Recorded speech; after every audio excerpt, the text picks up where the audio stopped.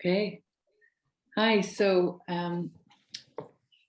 we're here this evening with Ramon Kassam, who taught a workshop at Ballinglen on Saturday, part of our Plein Aire series, summer workshop series. And this evening, he's very kindly agreed to show us his work, which I'm looking forward to. I really admire Ramon's work, and I'm looking forward to seeing more of it.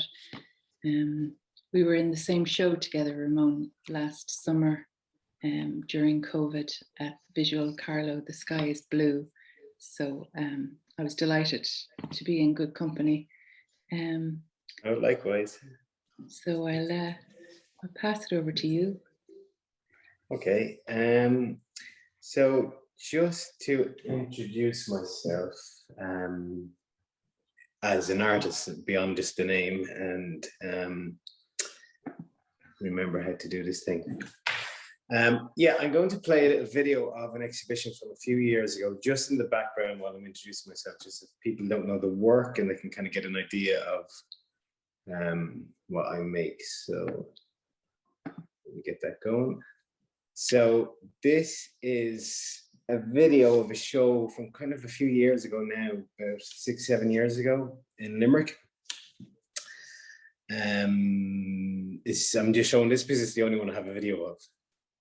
But just in the meantime, yeah, just to introduce myself. So my name's Ramon, and I make paintings, and I'm from Limerick in Ireland. And it's been a while since I did an artist talk. So I don't know, because usually when I talk, it's in the context of an exhibition, or just after an exhibition, or during an exhibition. I'm kind of really sure about what I do, because you've had all those months and sometimes years building up that body of work, and you've kind of really been thinking about how it all knits together. But today is different because, I mean, most of the exhibitions I've been in, or supposed to be in, over the last 2 years are cancelled, or I was in group ones like the one I was in with Nuala. But unfortunately, there was no public opening, or there was never an opportunity to talk at them or something like that. So forgive me if I'm a bit rusty, but I don't know. I think maybe it's a bit interesting because I'm not really referring to anything around me or in the wall, or I'm kind of go through an overview of what I do, but in a kind of through a different lens than I've kind of done in the past.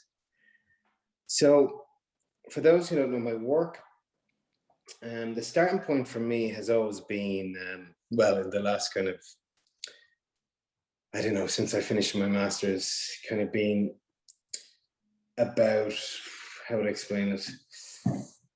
I never know what to do in the studio. I come in and I don't have a clue where to start. And that's literally nearly every day. Like, and unless I'm working on a particular thing and I have a couple of tasks to get finished in the painting, I really never know where I am.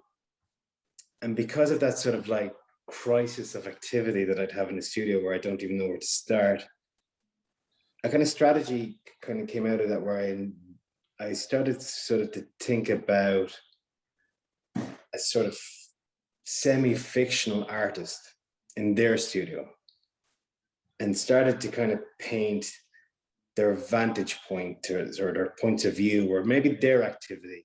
And it was a way kind of in for me to, I'll just come back on the screen here. It was a way, oh, that's not. It was a way for me to kind of, I don't know, have that bit of distance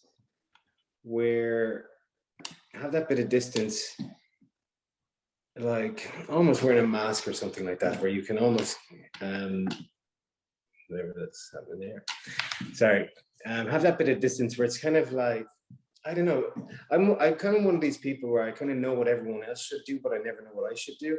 Does anybody ever feel like that? Like, like particularly when I'm looking at other people's paintings, like, or, if I'm teaching or any of that kind of thing, I feel I have a good sense of other people's work, but just don't even know where to start with my own.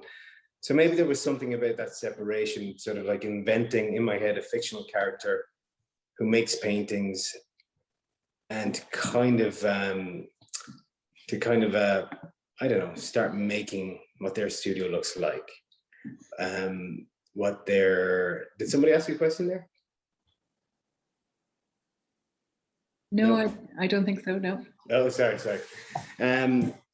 Yeah, what does their studio look like, and what does their I don't know, what do their paintings look like? Who are their rivals? You know, that kind of stuff. So it's kind of based on, I suppose, the very small painting landscape of practitioners that I sort of was around in Limerick. And these are people I went to college with, and you know, you'd have all these kind of competitive tensions and little mini rivalries and friends and sort of like bands and sort of like the other people, like the Dublin people who you didn't like and all this kind of stuff. But I just thought it was kind of like, I don't know, to kind of invent that in painting scenarios. And not so much that this was just sort of supposed to be what the work was about, but this was just to mobilize me to make work, to give me some kind of way to go. So I'm just going to share my screen again and maybe walk you through some of those works. So start broadcast again. I probably won't put my face on screen until I finish talking, just to stop that back and forth here. But yeah, so in that show that you saw, like typical examples of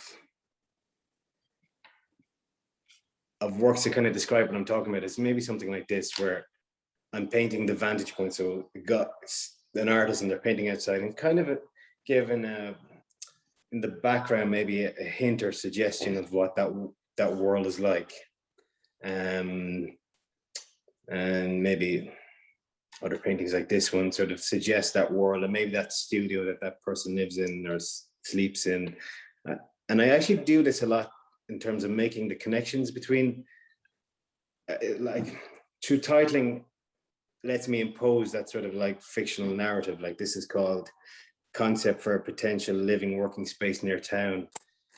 And I suppose I'm kind of thinking of me a lot as well, because I'm thinking of sort of my fantasies of, because I've moved studio so many times, and this is actually what caused the crisis of sort of working or coming up with stuff to do, because you're moving so many times on a studio that you keep getting to this blank studio. You're kind of beginning again, and you're just really stuck where to go. And I'm always then, therefore, was fantasizing about, oh, if I win the lotto, I could buy that house, I could make that my room, and that could be a studio. So I was kind of obsessed with the idea of studio and that kind of thing. But saying all that and sort of like thinking about this work again, and thinking about that artist that I was kind of being, where I was kind of like myself, but I was inventing another self, like his shadow self, and making their work. I think that kind of had a maybe not a shelf life, because I don't feel like I'm done with it, but I don't know, I've kind of wanted to put that into the background a bit, and maybe that has to do with the fact that I've kind of settled a bit in one location. So I'm not moving studio constantly anymore, and I'm not having that sort of same sort of like crisis of activity where I don't know what to do, because things can develop over a longer period of time. And I don't know, I'm wondering as well, like, that as a starting point to make work. Maybe I just think that that's the starting point. Maybe I think that the starting point is me inventing somebody, actually, but there could be deeper things. Like, maybe there's different kind of relationships or different elements within the work that actually aren't to the foreground as much as I think that hypothetical artist is, if any of this makes any sense, which it usually doesn't, so sorry. So yeah, I don't know, so in the last year, or so, yeah, I've kind of pushed that guy sort of into the distance a bit, that sort of that fictional artist and their work.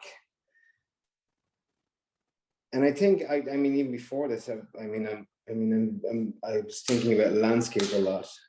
I mean, I kind of had been doing that a bit, but actually my relationship to it And I think I might use today to sort of go back over some of my work and look at it through the lens of landscape painting, as opposed to what I would normally do through the lens of this sort of other character, if any of this makes sense.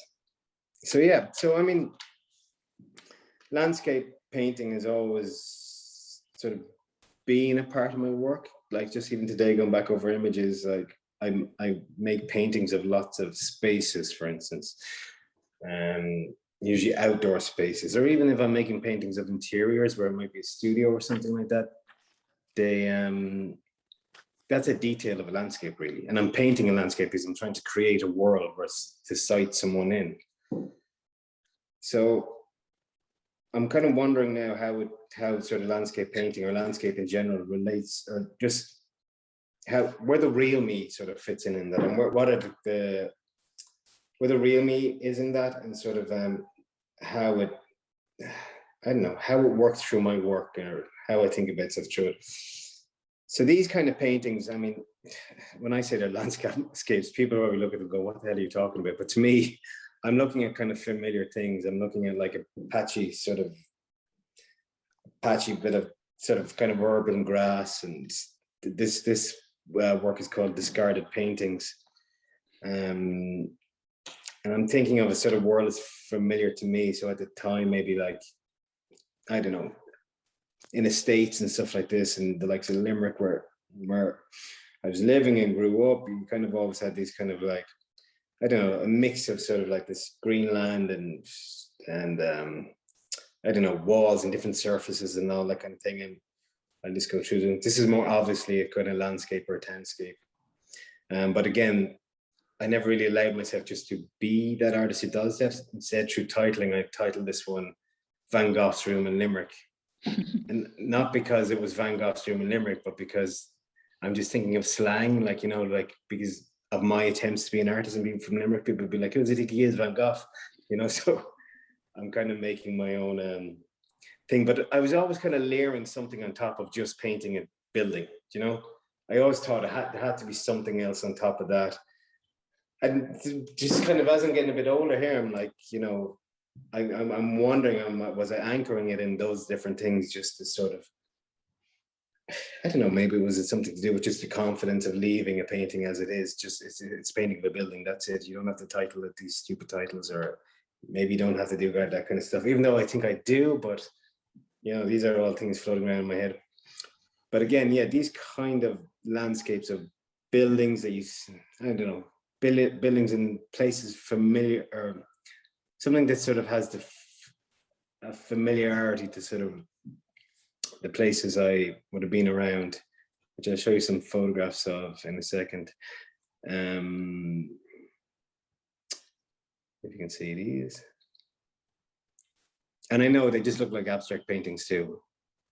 But I think when you view them in the context of sort of what I'm around and what I'm looking at, like these kind of buildings, or even this idea of like, and I think it's one of the reasons I kind of invented a fictional character in paintings to create work, because I actually think in real life I am a character living in a painting, because when you live in a town or a city, so much around you is painted. You know, it's the walls, the ground, you know, the signs, everything, the road markings. You're kind of living in pigment all the time anyway, in this kind of artificially constructed world. And even the likes of out here in Ballycastle and beyond, where you get that sort of that natural world. I mean, still so much of that is unnatural, or not that it's unnatural, but it's sort of shaped by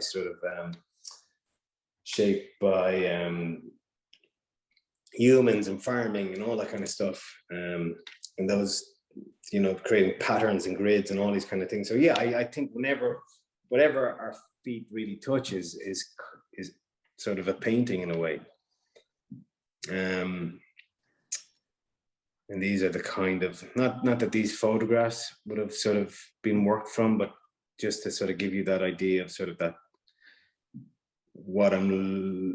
I don't know, what might be filtering into the work, or what might be influencing these kind of, these paintings. probably more so than that fictional sort of character that I thought was creating most of the work. It wasn't that. Maybe it was just me in the real world painting, and that they were coming from that. But all you see here, Ramon, yeah. I was wondering about your fictional character. If you ever saw the work that character made, if his work or their work ever showed up in your work. Yeah, no, so it did, and I'll show you some of that now. So I mean, back to this show here in the gallery from the video I showed you. So I remember some paintings. So you had these vantage points, like maybe more clearly in these two. Yeah. You see these, and maybe this painting here, Studio, is actually a paint. It's a scene from this guy. It's this room that was created. Yes. So you can see that. So yeah, like I in one painting I'd make a room, and then in the next painting I'd be like, oh, what was in that room, and then I could make that other painting. But further down the line in developing that show, I made this painting Gallery. Yeah. And then and the way my work has worked in general through making all these things is, like I said, it's like that sort of Russian doll thing where, you have the doll and then you kind of take out another little one and another little one, and the kind of paintings kind of make themselves like that, because I made that site looking in at a house and you could see into the room, and then I make the room. But in this painting, likewise, I made this picture of a kind of gallery that's maybe out of use. The vinyl is falling off into the floor, and then having made that, I had the opportunity to be like, okay, well, what was in that show? What were in this? So these kind of larger abstract paintings like this one here. Yeah. Can you see my cursor? I can, yeah. Yeah. So this one here, which was here, and this guy here, those two actually were untitled paintings. So anytime I make an untitled painting, it was his painting. Okay. If you know what I mean. Yeah. I never kind of said that. This was just stuff in my head. Yeah. If you know what I mean. There is sort of a blank canvas feeling about them, about his paintings. Yeah, like I think, surface quality and drips and all that kind of stuff is much more important in them, I think, than the other paintings. And I'll probably come on to that a bit more in a bit, but just looking at it through the lens of landscape actually was making me think about these things as, because I'm saying that there was an interest in making work because you're sort of like fictionalizing it through the eyes of this sort of character. But at the same time, you're indulging with my own desire to make abstract paintings. Yeah. And I'm also thinking, okay, is it coming from the surface quality of the real world environment around me? But then, just again, thinking of it today, the abstract paintings are landscapes in their own right. All paintings are. They have their own sort of terrain and the peaks and troughs and drips and pools and all this kind of stuff.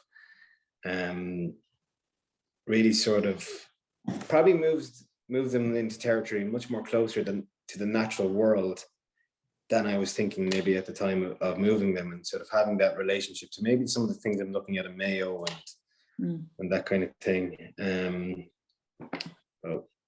Yeah, so I suppose maybe this will probably get me around to that.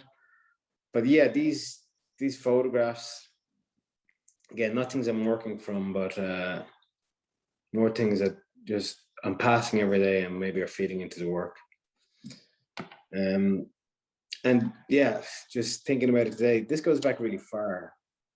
That sort of I think what was influencing the paintings from a formal point of view, the surface quality of them, or the shapes, or that sort of like kind of urbanness to them, or towny kind of feel to them, those kind of painted environments. So way back in college, like I was painting these kind of scenes. And it's only now looking back at it and actually going, Jesus, that was kind of coming from this idea of landscape and painting a landscape around me, as opposed to this character, driven by this character. And I mean, this is all really explicit, I think, really in sort of like how those sort of forms, my painterly language kind of comes from that environment in a work I made on another residency, which was like the biggest painting I ever made, but with the least amount of paint. So this was a building in Askeaton in County Limerick. And it was a 3-week residency, but my work was, if you can see over here, I just painted the side of this little tongue here, or this little edge, and put loads of tacks into it. So then the building was this painting, the face of the building, and it was therefore like my largest painting ever. And I don't know, as just as a way, as a subtle sort of like way of making the paint on that building be a thing, almost, be visible or something like that. But I'm just like, I mean, I realize that this stuff is quite urban and quite, you know, to do with that sort of artificial environment and buildings and paint and all this kind of stuff. And just kind of thinking back on a few occasions, so these 3 paintings or 4 paintings, what do I have here? These are all destroyed, because these are paintings that kind of like just come about in the studio someday. I mean, this one is kind of, I know it doesn't look like it, but there's like a mountain and it's the sun, and it's kind of the natural world. And here, maybe something like that as well, and maybe trying to paint something that was, I don't know, alluding to those sensations of the natural world or something like that. But it's funny because I destroyed them because I was like, you can't do that. That has what on earth does a mountain have to do with you? It has absolutely nothing to do with you, like, you know, because I was like stuck in this I don't know, way of thinking that sort of like the work is about this person who's kind of about me, who lives in a sort of urban area like I do, and sort of that's what I'm painting, that's what's going into the work, and I can't have elements outside that don't relate to that. And it's funny because I actually think that has something to do with sort of my own landscape, like, you know, that sort of denial of sort of to indulge with something that I thought had nothing to do with me, because I'm like, I'm a city boy. I'm not from sort of areas with sort of coast and rivers and water and mountains. And what right do I have to be making work about this kind of stuff? And you know, even just thinking of it, like I'm like that. Is there a focus on sort of identity politics there, in terms of like, you know, you're situating yourself to Limerick, you're kind of to that other work, but you're kind of attaching yourself to Limerick. And even at that time as well, I mean, a lot of the writing about my work and text about my work, or other people were writing and I was writing, was about sort of like, it relates to that Limerick urban environment and sort of an artist in Limerick and blah blah blah. And I kind of, when I kind of think about it in hindsight, I'm kind of None, and I don't mean to be saying this in sort of an upsetting way or anything like that, but like, you know, I've kind of distanced myself a bit from that idea of that sort of like, you know, the token Limerick artist or something like that, because I wonder, was it like to do with like, I mean, I don't know, you do get some of this in sort of in Irish artists. I think when you're kind of from nowhere, and I kind of feel like sometimes I'm from nowhere, because even though I'm from Limerick, I kind of like I latch to that a bit, because my mother's from Limerick, but I don't have that strong Limerick accent because I went to a posh school in Dublin, and actually not only that, but even my skin color as well. And, you know, like, I mean, like I'm young enough and old enough to kind of come from a time when, you know, when I would have been born, that sort of like a dark-skinned kid in Ireland, born to single parents, kind of like people arrived in the hospital with like adoption papers from my mother. So it's kind of a weird time. So, and even just growing up, you would have always sort of been sort of like justifying your roots, where you're from, because I suppose you still kind of do it. Like, I mean, I would get it at weddings and stuff like that. And I'm not saying this in sort of like I'm tortured by it or anything like that, because I'm not. But like, you know, oh, where are you from? You're out in a smoking area, and you know, that kind of question, where you're from, and all that stuff kind of always comes up a lot. Yeah. And I just wonder now, was that sort of, did that sort of start to build its way into sort of the artwork, and sort of actually even sort of where I was anchoring it and anchoring myself as an artist and all these kind of things. And when I look at these paintings today, this kind of destroyed ones, you know, that's sort of like denial of sort of another landscape, another place, because you just wanted to narrow in on somewhere to sort of emphasize something. And I'm saying all this stuff as kind of things I'm thinking are interesting, as opposed to sort of like traumatic or traumatic or whatever. So anywhere I did sort of let that natural world come in, like this sort of like the natural world, or sort of a beautiful natural world, or sort of a natural world that sort of wasn't really mine, I was always again tagging other things onto it. So like even in this painting, it's called Viewing Paintings Under a Great Limerick Sky. And like, it's like I had to get the Limerick thing in, or the Van Gogh room in Limerick thing I told you, or the Van Gogh room in Limerick. I actually need to put that painting in there. Oh yeah, or this later show, which probably my most recent show, where landscape became a really predominant subject in it, particularly kind of natural landscapes and landscapes of towns, and maybe sort of maybe more open spaces like the sea and sort of like skies and things like that. But even within this show, even though I'm starting to explore making work about sort of that sort of more natural and expansive world or something, I'm still attaching this idea of sort of the fictional artist, you know, as my way to sort of to allow myself to do this. I'll just go through some images of that show and explain sort of how I did that. Can you guys hear me okay? Yes, perfectly. Yeah, okay, cool. What space is this, Ramon? So sorry, this is the Green and Red Gallery in Dublin. Okay. So this is, last show was, I think, the end of 2018. So in that show, I mean, this painting really was the starting point for it. I've painted a studio, and as if you're looking down into the studio. So I don't know if people find that hard to make out sometimes, but you're kind of above this kind of cube almost and looking down into it. So you kind of have this perspective of being, I don't know, looking down into an art. So, and it's also me out, you know, looking down onto an artist as well. But so these are walls here, basically. Yeah, I can see that clearly. Oh yeah, cool. Takes a bit of explaining sometimes.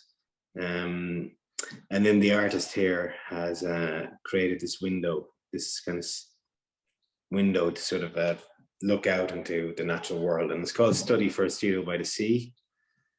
And kind of, I suppose, based on maybe a desire of my own, like, as I say, going back to this idea of like fantasizing and romanticizing about studios, and also as maybe an opportunity for me, the artist, to get a bit of like of that kind of action into my studio, in terms of like, actually, I want to paint some hills and the sea and this like nice thing or whatever.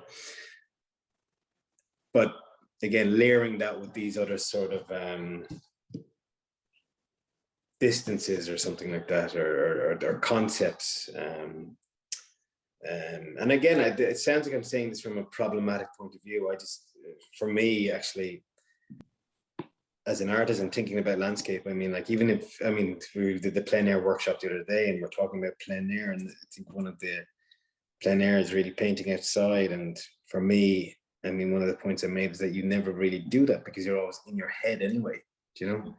It's just impossible, like, you know. And like, even when we're looking at some seascape or terrific cliffscape, like here in Downpatrick Head or something like that, you know, you're still in your head, and maybe you're thinking, you're experiencing it in the same way that sort of movies train us to, or something like that. We like, you know, like I like this, like the things that we find sublime and sort of beautiful, you know, other societies have found terrifying, like, you know, because the sea might be like a scary place because that's where Vikings can come from or something like that.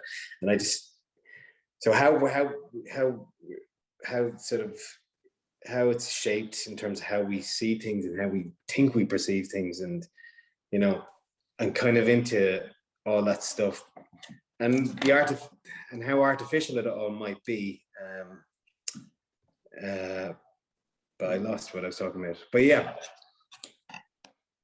yeah, I was layering this, it's like almost an excuse just to paint the sea. I had this sort of whole thing around it, and even had to, you know, make a painting bigger just to like make that room, to have that distance, to be that artist who gives himself license to paint the sea.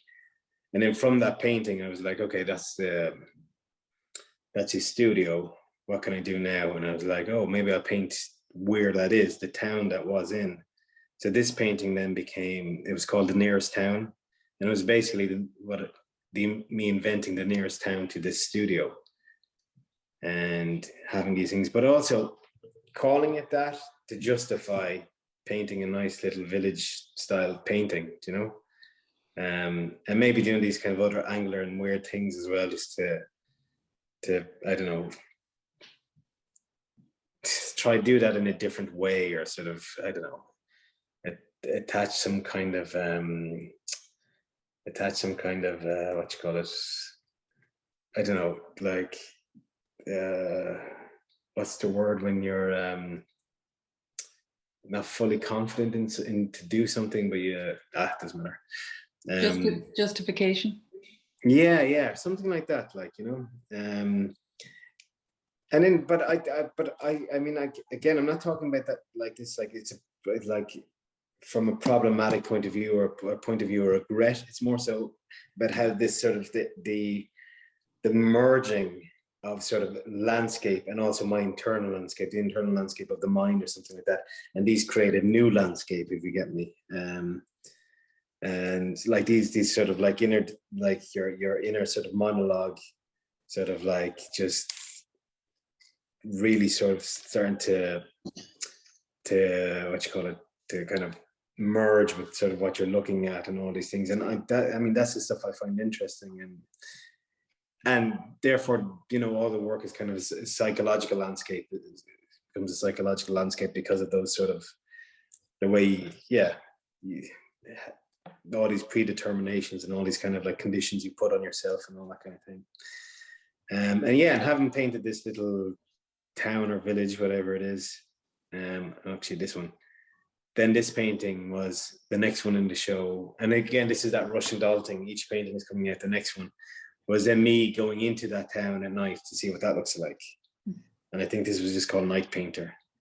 And then there's a little light on in here, and that's somebody working in the studio or something like that, maybe me. And then having painted this, I was like, okay, what do these inside this domestic houses, what paintings do they have hanging on their walls?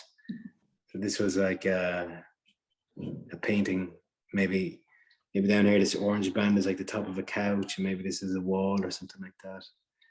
And other kind of views, but in this kind of world.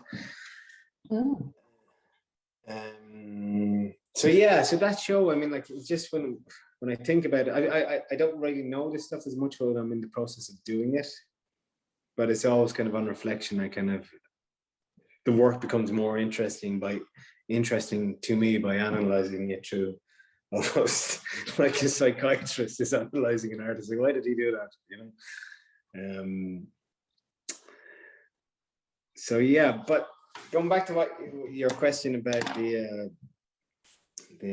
this artist's paintings, and sort of then the ones I was showing you, and they were Untitled, and maybe the quality of them, the formal quality of them, the smears, the marks, all those kind of things, the canvas. It brings me on to that other kind of landscape, which is kind of abstraction, and how abstraction really can be that tool to sort of, to not replicate, but maybe in a closer way than sort of a depiction can have a sense of the natural world or something like that, or sort of if that is a desire of yours, and it certainly is of mine to embed that into your work somehow.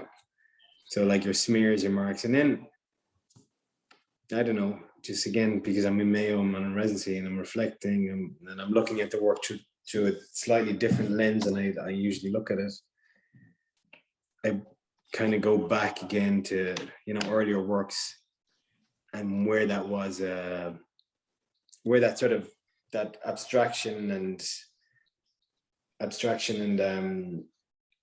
a desire to paint the natural and a sort of natural organic world kind of, where they might have been merging at times. This is a painting slightly earlier than the Limerick show, but it's called Couple Argue Over a Rotated Landscape. So at this time I wasn't thinking of fictional artists, but I actually was kind of inventing,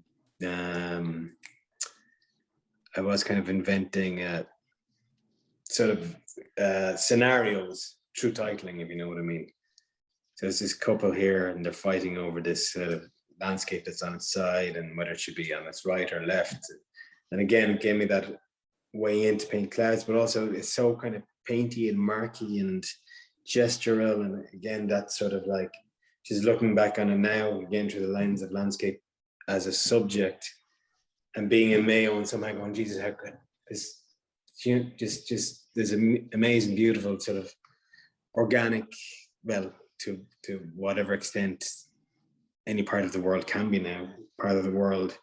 How do I absorb that, or how do I sort of regurgitate that onto paintings? And it's kind of today, in the last few days, I'm like, well, maybe that's something you do anyway in abstraction, because, the way you handle paint, the way you let it up to paint to do its thing, and sort of, step back from sort of the gods of sort of flow and all this kind of stuff, that and paint congealing and all this kind of stuff. And again, going back to these works, these very early works, your landscapes, I mean, soon after them in college, I was painting these things. And you're getting that sense of sort of like that sort of organic sort of world we're sort of familiar with in Ireland, that is in the so-called natural world part of Ireland, but then layering it with sort of these other sort of pools and smears and sort of atmospheres through layering and all this kind of stuff. My images are all over the place.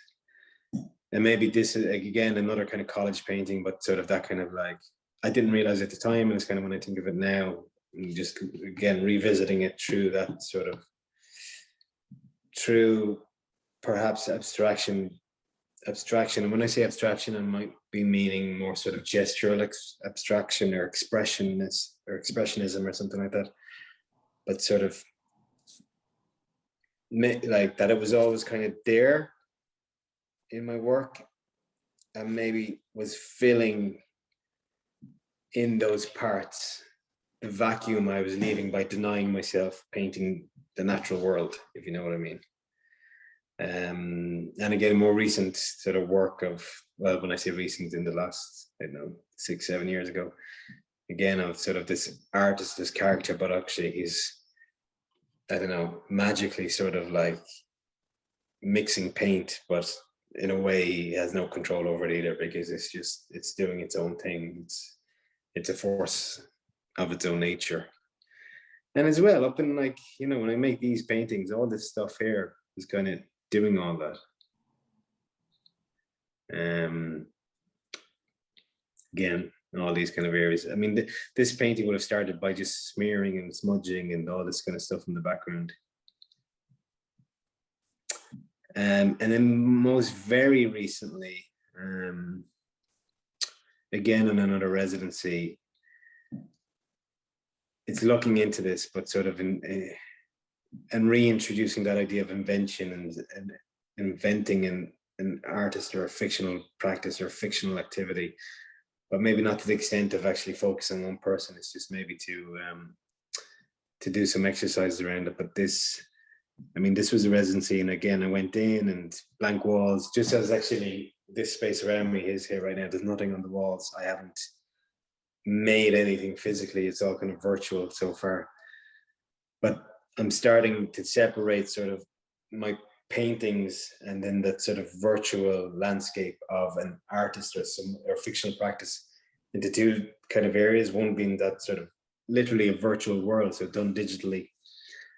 So yeah, there would have been nothing on this wall, and then I was inventing what was my so-called studio or residency activity, but it's not real. And likewise here, like all these walls, all these little marks and stuff are just kind of digitally painted on.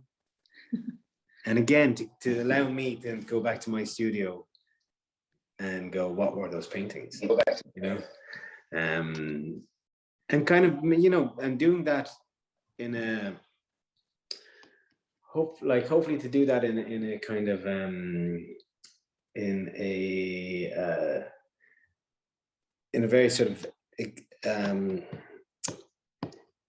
in a way that I don't know, that's quite, I don't know, maybe precise, like, you know, because I can study the colors here and sort of, you know, you're almost working back through how somebody made a painting or something like that. Those marks, those smears, and what's the word? My words are gone today. Like excavating or something like that, and trying to sort of retrace some of these things just based on the limited evidence and sort of hints of something that you have. And then this thing kind of becomes a digital painting, because the photograph goes on top of this kind of color, and then there's another smear or mark kind of made to unify it all into one thing, and I'm kind of enjoying that sort of digitally. And sort of back in my own studio now, the work is kind of shifted back into kind of a mixture of all the things I've kind of been talked about, as the return of like smears and marks just for their own sake, but without a sort of narrative of another guy having made them. And I don't want to say too much about it because I haven't got a clue what's going on, to be honest, but something's happening, I think. There's one of them up closer. And this one, for me, I see it as a palette. And it's kind of like half a digital work. There's a kind of digital photograph embedded into there, and all these marks and smears, and that sort of, I don't know, that kind of, that pooling and all that kind of stuff that I'm talking about in terms of how that relates to sort of a desire, like maybe my own internal desires to think about the natural world, but also these kind of then kind of more artificial colors like the blues and the reds and stuff like that is, you know, I don't know. I don't want to say too much because I haven't a clue what's going on, to be honest. And this is another kind of recent painting. It's actually changed a lot since then. It's just I never actually photographed. I haven't any of this new work photographed, really. But again, this idea of this kind of sun kind of thing up here, kind of blowing down on a kind of landscape, and this, I don't know, mixture of sort of like paint as a force of nature or something, creating its own landscape on a canvas. If any of that makes sense, that's kind of where my head is at. But this painting has changed a bit. And yeah, I'll just finish up to show you this studio most recently. I don't know, this is probably a year ago. It's changed a lot since then, but this is kind of where I'm at. So things are getting messier again, because actually all the work I was showing you before that was kind of quite precise and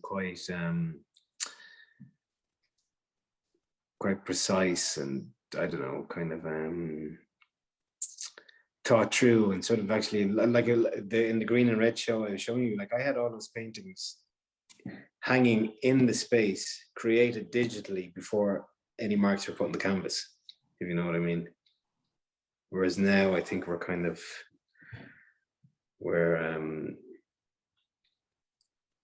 a bit more into the unknown of what I'm doing. I don't know. We'll see.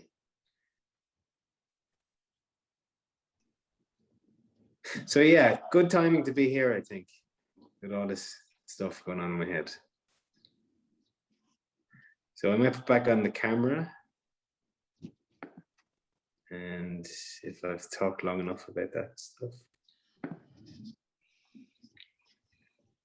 Thanks very much. Really great to see an overview of your work like that. Your camera's off again.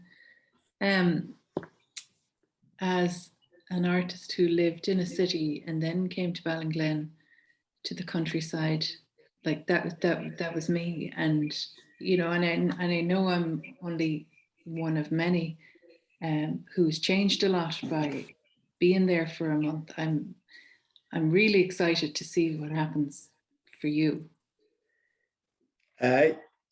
Yeah, well, so am I, and I hope something happens because you know this. You have a lot of, you know, when you're kind of changing your work and your work is shifting, and again, I think all the shift is to do with sort of personal life as well, because I mean I've went from that 7 or 8 studios in cities in a small space of time to now, for the last 3 years, living in the one place with the one studio in a more, it's not rural, but it's definitely a different environment. And yeah. I'm wondering where it's going to go. That's a good space to be in, isn't it? Yeah. It's like,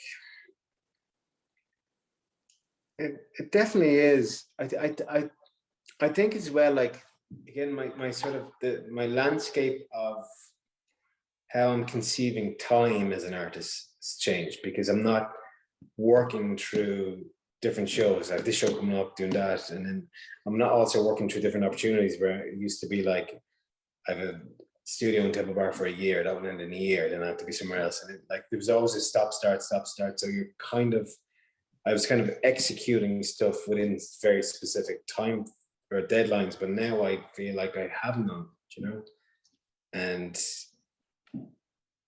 that, even how that time relates to, again, this idea of a landscape, and sort of like how it kind of changes distance in your mind conceptually and all these kind of things. I find interesting. Like with most of what I do, I just try, I think, to let things just go through me, as opposed to shape it. I mean, even when the work was precise, when it was being it was designed, but still those designs were just very much kind of allowed to happen. And as I'm changing as a person, I think it's probably right that the work would change too, if that was the, if that was a truthful remark. Yeah. Say like the work that was in the Green and Red show, at what point do you know fully what it's about? Is it now? Was it when you hung the show? Was it when you made the work? Like, you know, did you, because there was something you said that suggested that like you did it and then it was only afterwards, seeing it within the space or seeing it within the context, that you then sort of knew what it was you were doing fully. Yeah, like I knew, I kind of knew what it, like, it was a lot of different things at different moments.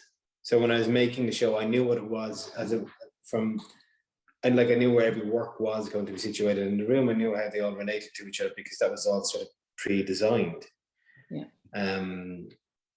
But maybe it's only in the last little while I'm sort of like analyzing it psychoanalytically that I'm realizing it could have also been this other thing, like, you know. And I mean, like, I like that about being an artist, about sort of like, you know, you have this history of making something because I mean, it's a funny thing. Like, I was actually only thinking about this today, but like in making art, like, you know, our eyes are always on what's coming next, what's forward, you know, and we do very little sort of like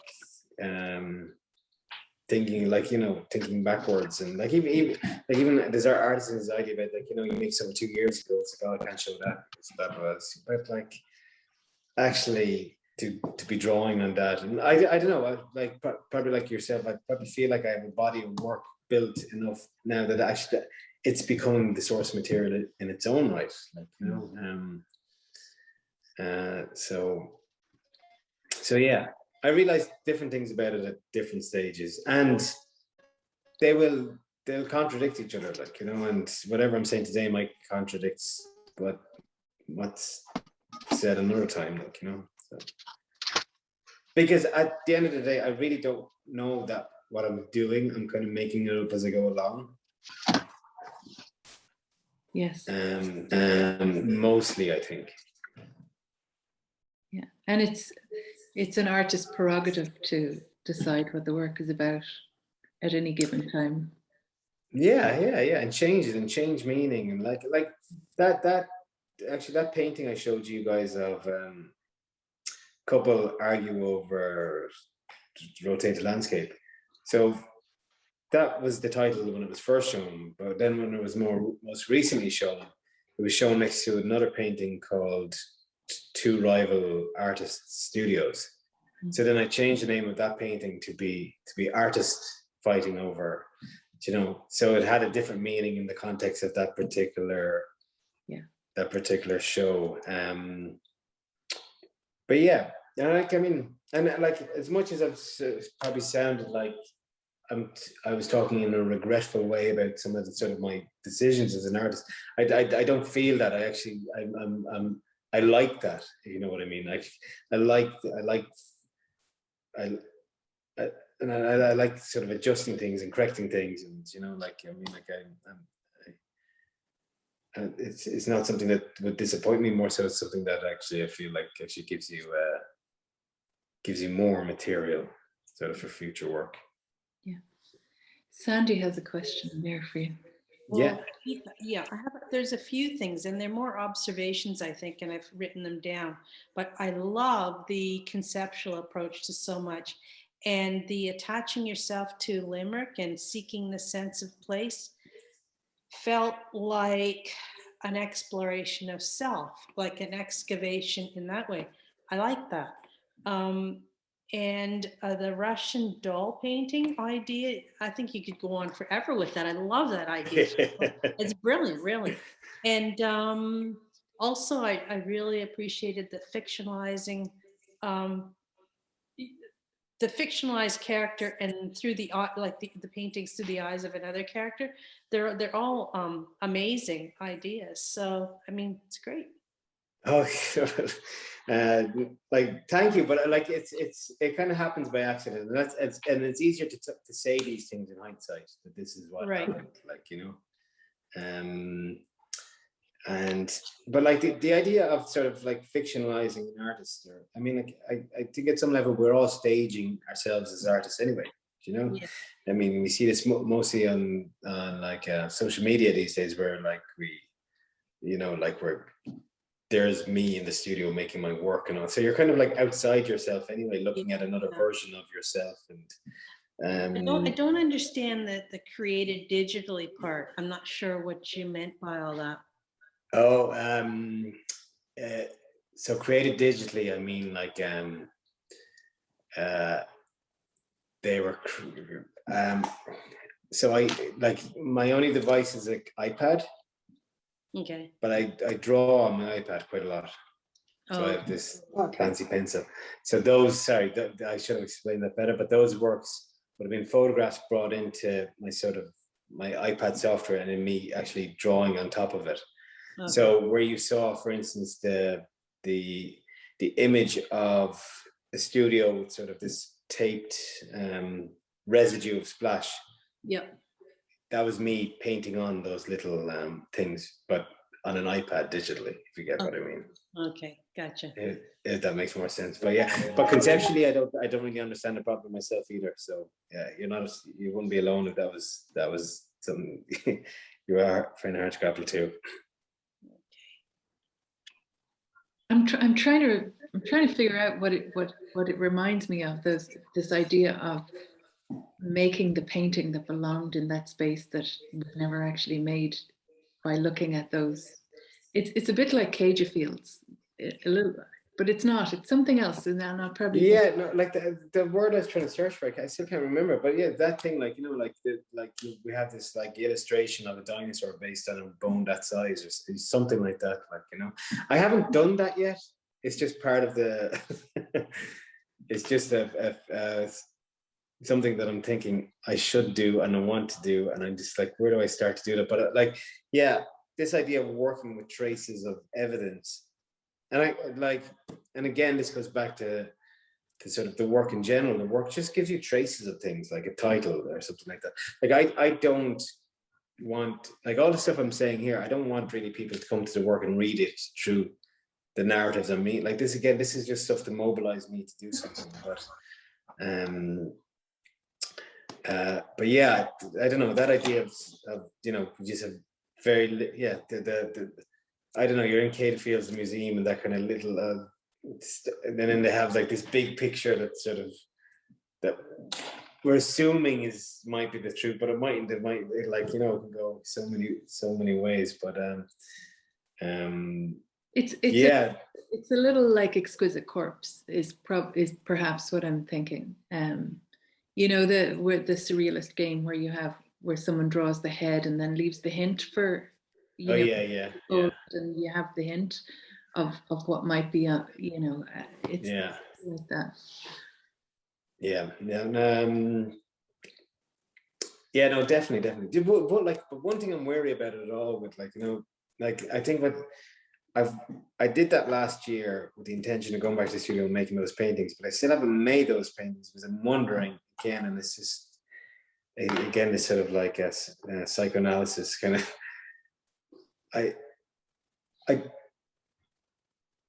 I'm wary sometimes of sort of making paintings because it sounds like a smart idea. Do you know? I feel like it could be a bit pretentious, and I feel like I'm really guilty of that kind of thing. And as well, like, it's fun, like, you know, even being here in Ballinglen, I mean, it's a different kind of residency than I've done before, and it's a different, the type of artist who does this residency more generally than sort of other residencies I've done. Like, you know,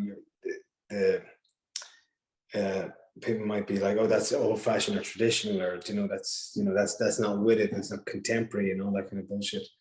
But it's a really dismissive thing that comes from art education and current scenes and things like this about, like, you know, the has-beens or the former gatekeepers and all this kind of stuff. And like, a lot of my favorite artists, you know, in college were, like, you know, those sort of, many of the Irish artists who sort of regularly sort of come here and are painting things in sort of like, because they're, you know, just sort of that straightforward response to something. And then sometimes I'm just thinking of sort of that sort of engineered kind of conceptual sort of side of me that's sort of, where is that coming from? Like, that's coming from a particular time, and also a particular kind of education. And that's just something I question sometimes, which is why I don't proceed with some things, because I'm like, I don't want to be just trying to be making smart paintings or, like, you know, good idea paintings either. Like, you know, I'm kind of, I actually am sort of quite I'm quite in awe and admire, you know, many of the painters who would sort of normally be ridiculed in these times by sort of like the younger upcoming kind of painters, but just that straightforward connection between, there's this, I'm gonna paint that thing, that's it, like, you know, no sort of no guff, no nothing, no sort of jargon. And, you know, and I'm trying to find that they're like, you know, it's something I'm conscious about as well, like, you know. Well, then what I find, what I wonder is whether the space that those artists made that work in is useful for artists who make other work. And Yeah. you know, like, is there anything, you know, like that space there, that, you know, that internal space of the room, the spaces that are around, the place you go to sleep at night, the landscape that's outside, the journey, the people you've met, like, are those unconducive to your work, or do they actually suit what you're doing as well? Like that set up as an art, as a place that art gets made, art in whatever form it is.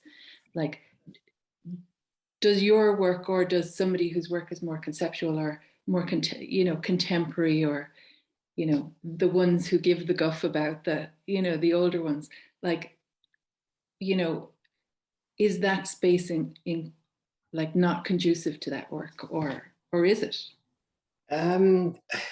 Like it might be. Like it's funny. Like, I mean, like I was thinking it, like, you know, just even thinking it through, like, you know, as like maybe you become all those artists. Did you get that there? No, you went out for a second. Oh yeah, no. So what I was saying was, but maybe your journey as an artist is to be all of those artists. Yeah. You know, and all the kind of like those kind of characters, like, you know, so the sort of older, sort of more mature, sort of conservative artist, and then the younger, sort of like brazen, sort of trying to be conceptual artist. And maybe I'm just in between because my age and generation just happens to be in between, like, you know, and I, you know, even that, you know, the landscape of your generation changes as you get older, and you change as well. And like, I like how that could potentially affect the work. And, you know, in 10 years from now, sort of like I'm dropping more and more of my jargon and picking up the paintbrushes more and more, like, you know, and just as an interesting journey, like, you know, it, just a comment through all the talk, but yeah, I often find over the years that once I've made certain paintings, it's only maybe months or years afterwards that I know what it's about. Yeah. It does happen to me quite often, you know, just sort of suddenly the penny drops and it's, oh, that's what it was about. So I think you often don't know anyway. It comes from somewhere else, another place. So just definitely. And like, you know, look, as if we're people who make paintings, I mean, we often don't care at that time, you know, the time we're actually making them anyway, because we're just trying to get the painting done. But you're concentrating on different things, where it's the temperature of that color versus that color and all this kind of stuff. But sometimes that stuff goes to the background, and actually you only have the space to think about you don't care. Like, as much as I said all that stuff about my work and how it came to be, I don't really care what it's about, you know. And I'm sure most people are kind of the same. Like, I never think, and I never even think of that word as like, this is about that, because I always think these things are just things in their own right, and all that there really is to it is not so much what they're about. It's each of those paintings, when they're made, have a history of how they were made, or maybe why they were made, but they're never about that. They are that, and everything else is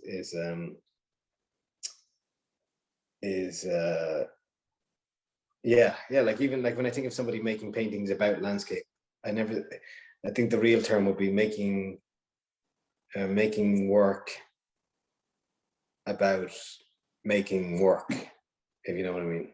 Yeah, but what I meant was more that something going on in yourself that you're not aware of, and you can put it in a painting or in writing even, and time late, you know, in a months or years later, it suddenly makes more sense to yourself that that's where that came from in me. That's all I'm saying. I get you now. I totally agree. I mean, like, and that's interesting. You know, it's interesting. It's happened to me quite a lot. So and that's and you just go with it. It doesn't matter.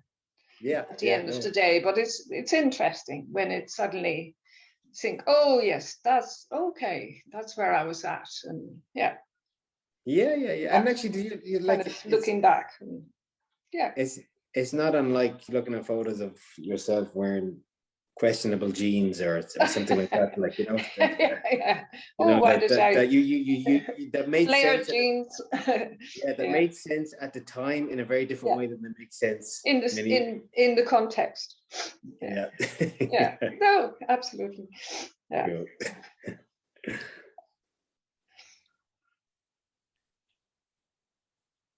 Okay. Great. Very interesting. Yeah, and some of the work, I love the color in some of the work, so that's just No, it's like spoke to me.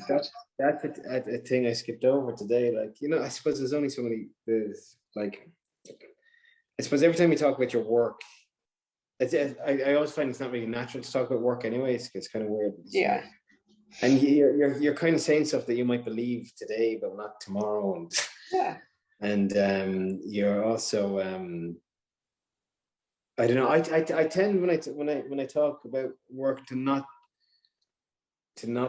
talk specifically about things like color, about probably the very important things about paintings, like their marks and their colors and their you know, and those decisions, because I probably make an assumption that we all sort of like we all come to that in a very different way subjectively. So there's no sort of way of sort of I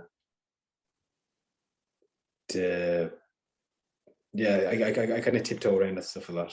Yeah, but it's whatever speaks to me mightn't speak to somebody else, you know. Yeah. No. That's always like that. Yeah. Doesn't matter. No. You know, 100%. Just keep working. I'll try. My studio's still empty here, so this is the lovely studio here in Ballinglen. I have an empty canvas on the wall. I'm still trying to figure out what to do. Yeah. Anyway, we'll get there. The blank canvas. Well, thank you, Ramon. Really delighted to have you there on Saturday. I think the people who were at the workshop really got a lot out of it, and thanks for your talk this evening. No, my pleasure. I actually feel like I did a bit of work. No, so it's great. No, I wanted just to hear myself talking out loud about what I'm thinking about while I'm here, because, you know, if you don't put it out even to yourself in words or notes or paintings, you know, it can all kind of get lost and seem fuzzy in there, like, you know. So I think that was helpful to me too. So thank you, and thank you guys for turning up and watching too. Yeah, thanks, Ramon. Okay. Thanks, Bill. Thank you. Yeah, thanks, guys.